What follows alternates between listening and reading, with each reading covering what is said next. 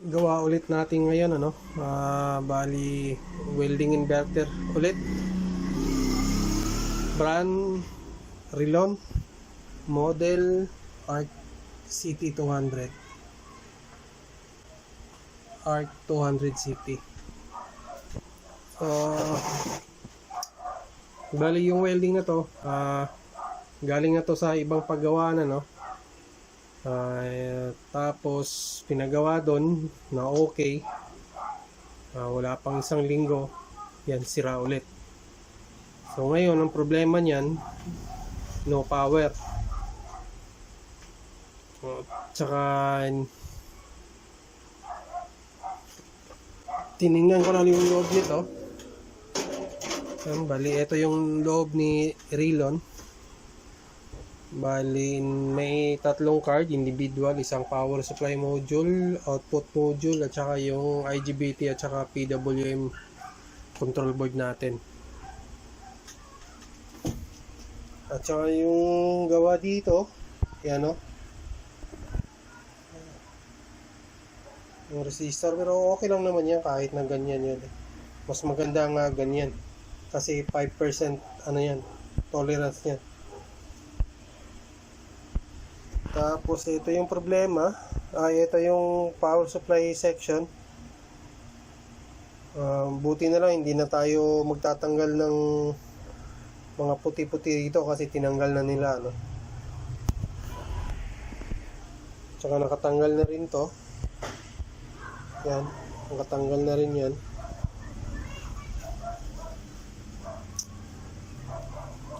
Gawin natin dito, gawin ko rito, tanggalin ko muna yung yung PWM at saka yung IGBT module natin para matrouble natin kasi no power kahit na i-plug in natin. Sana ba yung output ko rito? Yan, lagyan natin extension, yan. Tapos teka lang,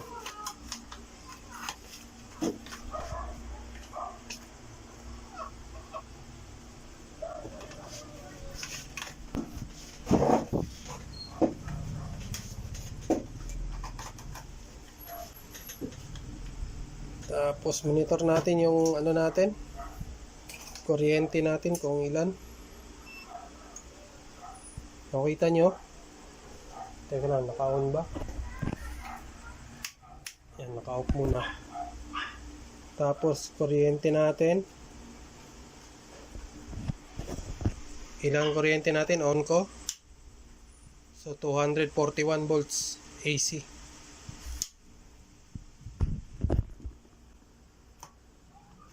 Tapos ngayon subukan nating i-on yung welding. On natin dito, on ko yung welding. Yan, wala kayong makitang umilaw, wala talaga. So no power yung problema. Patayin na lang natin yan.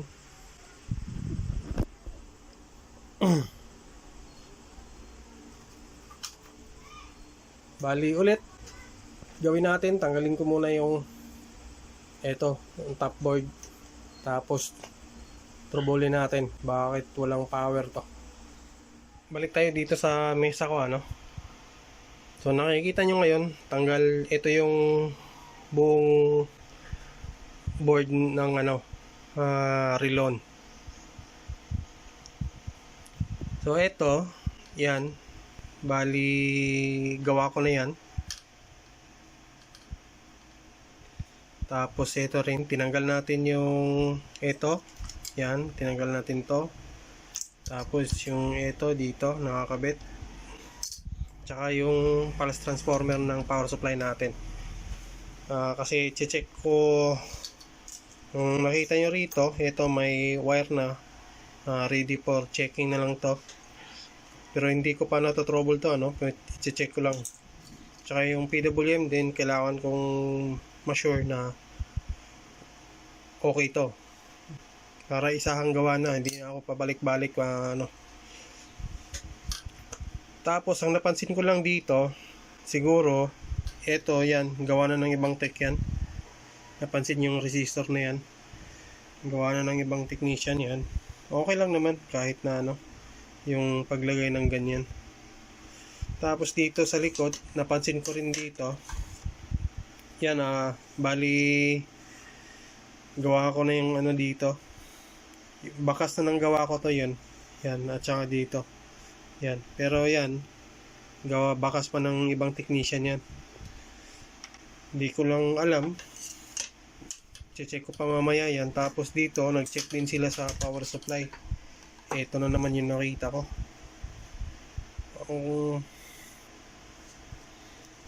May mga kasamaan talaga tayo na hindi hindi mahilig maglinis ng pagkatapos ng mga hinang-hinang na yan.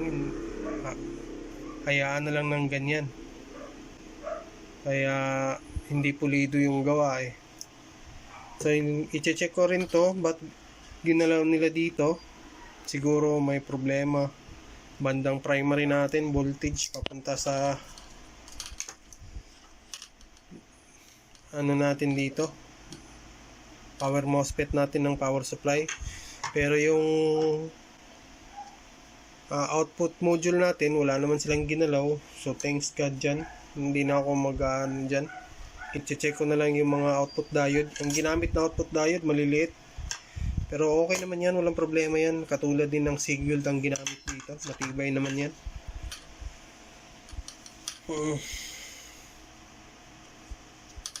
Tapos yan lang ang napansin ko rito, no? May mga ano dito sa akin, mga napupunta na talagang karamihan galing na ng ibang technician na sinukuha na. Ito naman, galing na sa sinabi ko nung una, galing na to ng ibang technician, wala pang isang linggo nasira ulit. Kaya dinala na sa akin. At saka dun pala sa ano, dun pala sa parati kayong nasasabugan ng IGBT, hanggat wala kayong sure sa signal, kung may scoop naman kayo, kailangan nyo talagang tignan ng maigi yung signal. Huwag kayong magkakamit ng IGBT. Kahit na ito, protected to ng relay yan, may relay yan.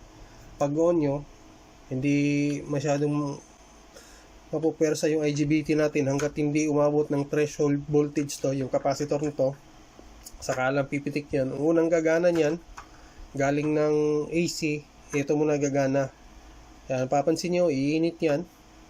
Pagka umabot na sa threshold voltage yung capacitor na to, at saka walang nakita yung feedback ng power supply natin, pipitik yung relay. Tsaka hihinto yung init nito. Tapos gagana na yan normally. Pero pagka may nakita kayo, may na-sense yung feedback controller natin dito, hindi talaga pipitik yan. Kahit na anong gawin nyo. Pwera na lang kung papersahin yung ano yan, i-on yan. Lagyan nyo ng ibang supply. Tsaka ang pinaka ano dito, yung sa welding, yung medyo pinakahirap na pag nagloko yung circuit ng op-amp, talagang mahirap, masakit sa ulo. So ano pa ba? Para masimulan ko ng referento. May nakaligtaan pa ba ako rito? Bali, inassemble na natin yung ano, yung welding machine. Naikabit na rin natin yung power supply board, PWM board. Lahat ng pyesa, pati yung andun na yung maliit na yan. Yan. Binalik natin sa original na anyo yung pyesa. Tapos na-check ko na rin yung PWM na yan, okay na rin. Yung board dito, okay na. So wala nang, upon my checking, wala na akong nakaligtaan. So dito magkakaalaman kung kagana ba yung welding machine natin ginawa. Although yung problema nito, power supply. Tapos yung power supply din dito, inayos natin, nilinis natin yan. Lahat nung ginalaw ng ibang technician, nilinis din natin. So bali, ito na siguro. Oo natin. 1, 2,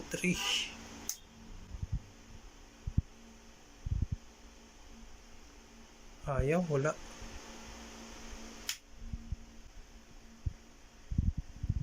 Kailangan may nakaligtaan ako. Sukatin natin dito kung meron ba tayo.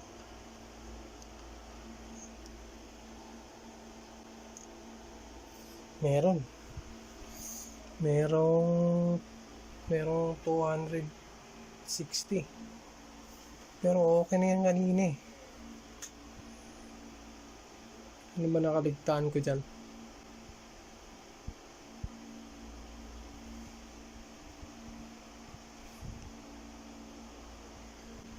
So ulit po natin.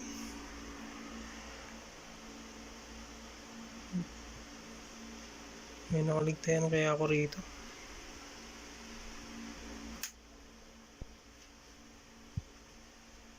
Ayaw talaga gumana. Pa 300 na yan.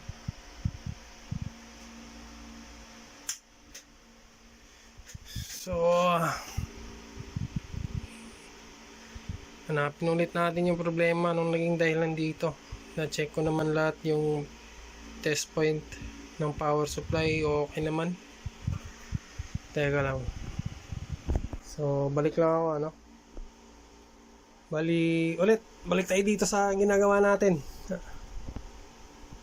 Nung kanina, nung tinesting natin, ayaw mandar.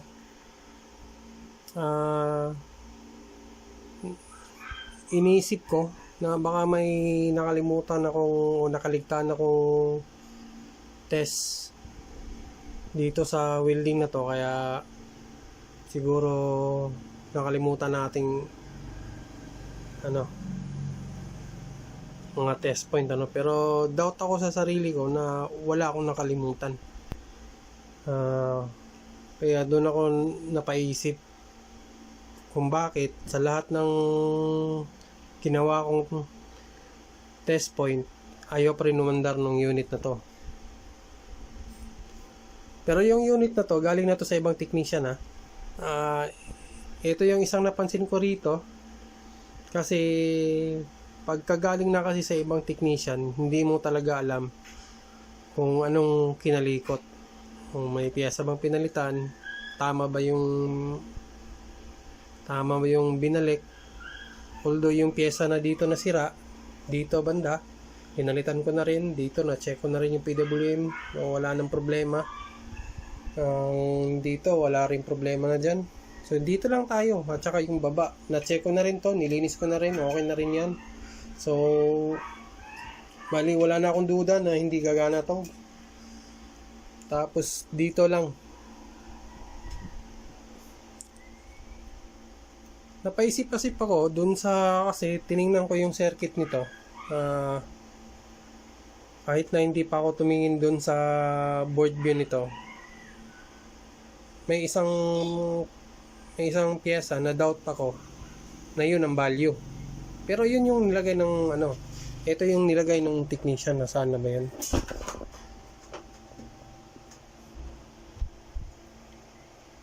Kalimutan ko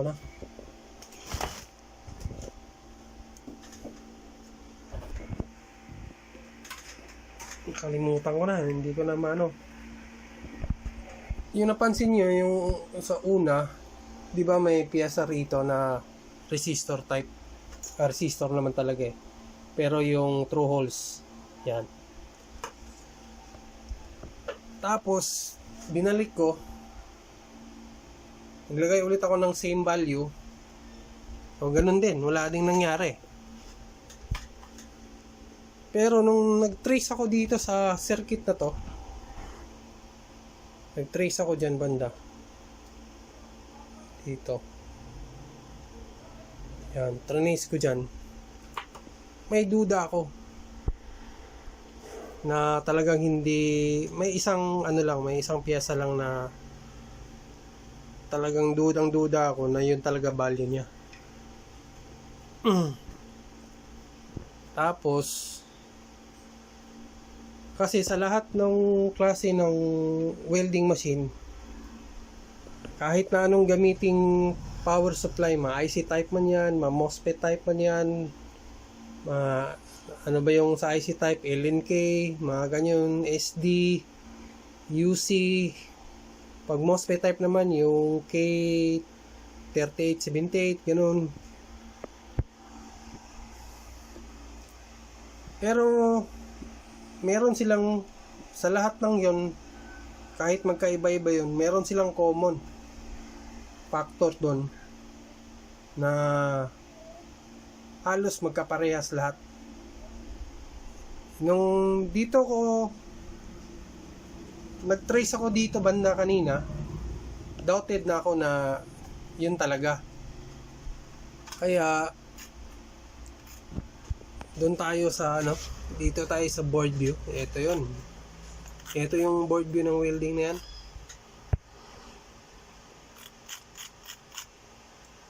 Yan. Kaya dito, pinalitan ko na dito lahat. Dito na side. Yan.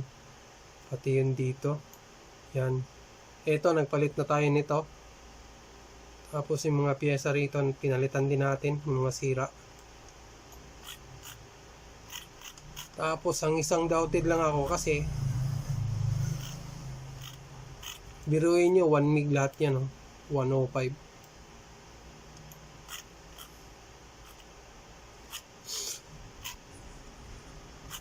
Pero although nagawa ko naman, wala nang problema. Mabali testing na lang natin dito. Yan kasi ang mahirap pagka galing sa ibang technician ang gawa. Hindi ko alam kung ano, may mapupuna talaga. Minsan naman may mapupuna, minsan naman may matitino na ganun din. Pero karamihan talagang nag-iiba na nilalagyan ng ibang value ng pyesa. So ito yung nangyari dito sa welding na to. Kaya yung ibang yung ibang technician na gumagawa na galing na rin sa ibang technician, hindi ko masisisi kung bakit hindi nila magawa yung welding kasi nga siguro kulang pa sila masyado sa experience, lalo na pag troubleshooting. At saka dun pala sa sinabi ko nung una, nung may dumating dito sa akin na sa tingin ko mukhang mas magaling pa sa akin kaso nga lang kulang lang siya ng troubleshooting, may nasa troubleshooting. Magkaiba yung magaling ka sa theoretical, pero pagdating doon sa actual troubleshooting, mahihirapan kang maghanap. Yun yung may mga ganung tao talaga. At saka minsan naman meron din akong isang customer na hindi ko nagawa kasi kinakapos talaga ako sa oras. Tapos minamadali na rin yung welding. Ang gusto ko sanang gawin sa welding na yon, bali bilhin ko sana sa customer. Bakit ko bibilin? Bibilin ko dahil gusto ko yung trouble ng welding. Hindi ako sa bibilin ko dahil gusto ko magka-welding. Gusto ko yung bilhin ng welding para mapag-aralan ko paano nangyari yung nagpalit ka na ng piyesa ng buong op-amp circuit. Ganun pa rin, ayaw pa ring mapalakas yung yung ampere ng welding. Minsan naman meron din ganun, ayaw mo mapahinaan. Kung nagpalit ka na ng buong circuit, nagbuong piyesa ng op-amp, ayaw pa rin. Kung may mga ganun yung isang hindi ko nagawa. So bali dito magte-test ulit tayo. Ay, hirap talaga ng minsan pagkagaling ng ibang technician, medyo mas mahal ako ng konti. Mamahalan ko ng konti kasi hindi ko alam yung hindi ko alam nung paano ba ginalaw ng technician. Katulad dito, nakita niyo naman. So on natin yung welding. Yan. So, nakita nyo, pumitik na. Nagka-power na dito. Tingnan natin kung ilan ang output. So, meron tayong 74.1. So, bali, okay na rin. Sa wakas.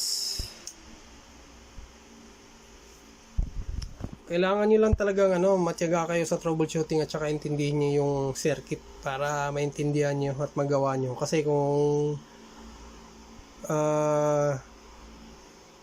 nagtatanggal lang kayo ng piyesa, nag-test ng ganon, maaari nyo makukuha, pero pag hindi nyo naintindihan yung circuit, yun ang pinakamahirap. Pero at yun din yung pinakamadaling solusyon. Pag naintindihan nyo yung circuit, paano gumana, mas madali nyo makukuha yung troubleshoot, yung problema ng welding. So, balik na lang tayo doon sa, hindi pala, punta tayo doon sa labas para i-testing yung welding na to. Para malaman ko na rin kung wala ba naging problema pagkatapos doon gawin natin yung trouble na yun. Ayan, ARC 200 CT. Tsaka yung output diode maliliit, pero okay lang yan. Bali, andito na tayo sa labas, i-test na natin si ARC 200 CT kung makokontrol ba natin yung ampere nito. So on natin. Ayan, pumitik na. Set muna tayo ng 59 volts, 59 ampere.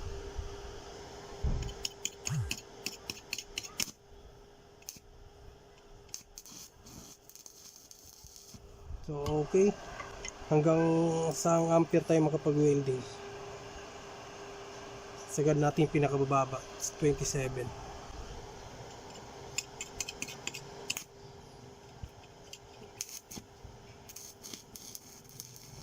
Nakapag-welding siya ng 27.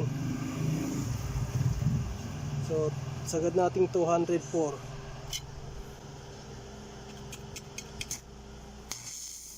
Lakas. Daig pa yung 300. So dito lang tayo sa 80 lang siguro. Yan. Yan, welding tayo. 80 ampere.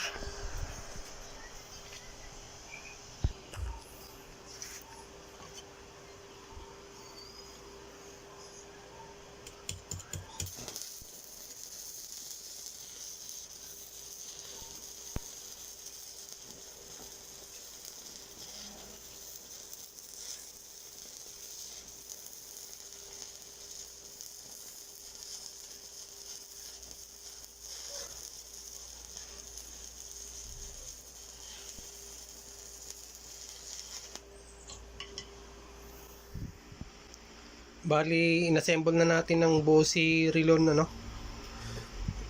ARC 200 CT. Bali, nakita nyo naman yung pag-welding natin doon sa labas kanina. Nakokontrol naman natin yung ampere sa pinakamababa niya. Nakaka-welding din hanggang sa pinakataas na 200 ampere. So, malakas siya. Kahit na 200 to, pwede siyang makipagsabayan sa 300. At saka isa pala sa parati kong paalala dun sa lahat ng gumagawa, hanggat maaari yung mga trimmer control dun sa board, kung gusto nyo talagang galawin, sana naman magkaroon kayo ng tanda. Galawin nyo lang kung hanggang saan ang gusto nyo, pero pag hindi na kaya, ibalik nyo lang dun sa original. Kasi ang dami kong natatanggap dito na ganyan yung mga problema. Yung iba nagpalit-palit na ng mga pinalitan na ng mga trimmer control, mas lalong lumala yung unit nila. At saka mula nung ginalaw, mas lalo ring lumala. Ako po yung nagpapasalamat sa inyo sa walang sawang pagtangkilik ng mga video natin at panunood. So, kita-kita ulit tayo sa susunod na repair. Hanggang sa muli, maraming salamat.